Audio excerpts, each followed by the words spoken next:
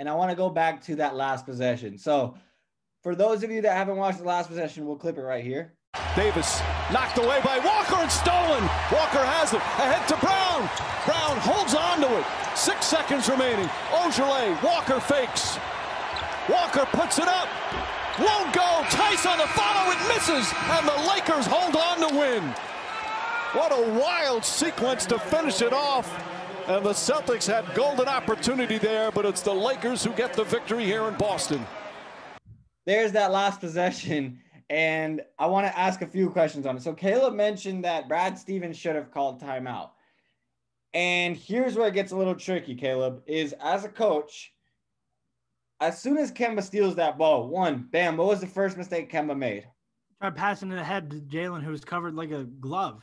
That was a horrible pass. It made no sense why you're passing that. They didn't need to do that. There was, 13 seconds on the shot? There was 13 seconds. Just grab it, contain it, and get ready to set up a possession or something. Don't force it. If Jalen was wide open, sure, throw it then. But Caruso's right on him. Are you blind? Okay, so that's the first mistake.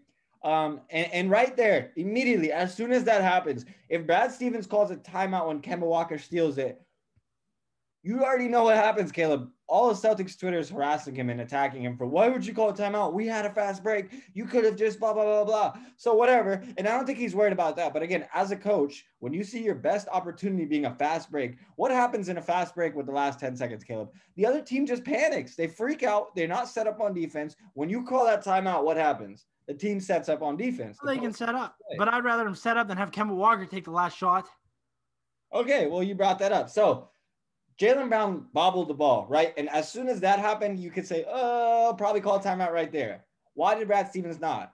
Who was coming up right on that wing?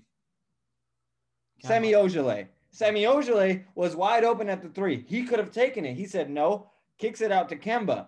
Kemba drives it, takes a step back shot on Dennis Schroeder, which, again, we talk about, this is Kemba's patented shot. This is the one that broke Caleb's heart. Yeah. And he was mid-range. Like, it wasn't even mid-range. I would say it was more close range than mid-range. Yeah. He got the room. He got the separation over Dennis Schroeder, not a tall guy, not a good defender, over a short point guard. He had all the room he had, all the space he needed.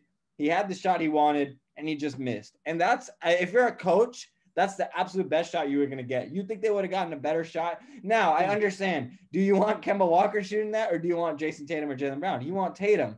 My issue was Jason Tatum, you said, was doing this. What he should have been doing was running his ass down the floor. No, I'm sorry. He should have been getting like, go get your ass down the floor. But it's like, come on, man. You should not be walking up the floor. You could have taken that shot. Brad Stevens is an after timeout genius, right? We know he would have drawn up something to get a good shot. He should have taken the timeout. Now you know what we have? We have an extra timeout heading into the next game. Oh, wait, it doesn't work like that. So we just list out on the timeout. I'm not going to get too much into it. Why don't you get and talk about your Sacramento Kings? Didn't they have some trouble this week? Oh, no, they didn't.